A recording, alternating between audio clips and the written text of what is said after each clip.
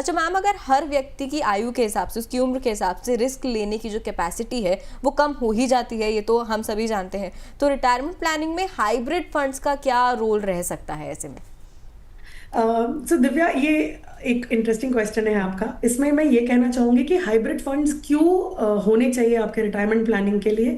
मान लीजिए अब तक कभी निवेश नहीं किया और अब रिटायरमेंट हो गया, आपको लमसम पैसे मिलने वाले हैं, तो आज अगर बड़ा पैसा आने वाला है तो उसको बेस्ट मैनेज हाइब्रिड फंड से किया जा सकता है।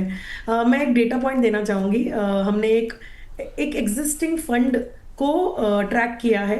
इनका क्लोज टू 25 ईयर्स का डेटा है। नवंबर 1999 में कोई 1 करोड़ रुपए से रिटायर हुए थे।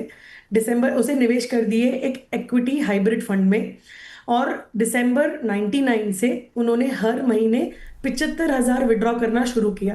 तो पल्लवी एंड दिव्या, अगर मैं आपको पूछूंगी कि उस 1 करोड़ की वैल्यू आज क्या होगी 25-26 सालों के बाद, तो आपको शायद डाउट आ सकता है कि वो 1 करोड़ खत्म हो गए होंगे, जी। करेक्ट। लेकिन जब भी हम ये कैलकुलेशन, अगर हम ये डेटा आज देखते हैं नवंबर 99 से आज तक में, तो उसकी वैल्यू जो है 1 करोड़ निवेश किया था, उसकी वैल्यू एज ऑन 31 मार्च है 10 करोड़ 70 लाख।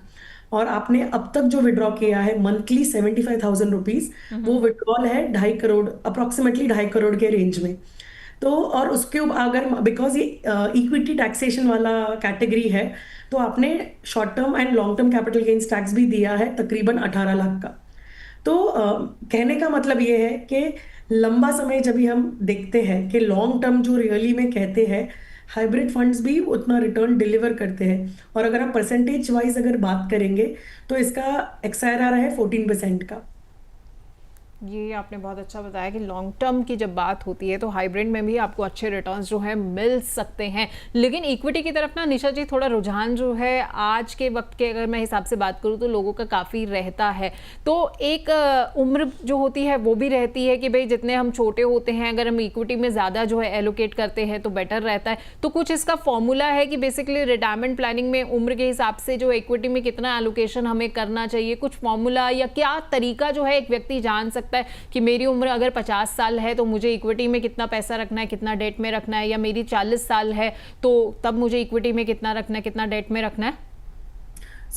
इसे यहाँ पर हम दो सोल्यूशन की बात करेंगे। एक है फॉर्मूला कि थंब रूल बताइए। तो थंब रूल है बेसिकली कहीं शुरुआत करने के लिए कि अगर आपको निवेश शुरू करना है तो क्या मतलब कहाँ से शुरुआत करें। तो थंब रूल है कि एटलीस्ट आपका सेविंग्स रेट जो है 30% होना चाहिए इनकम का, ठीक है।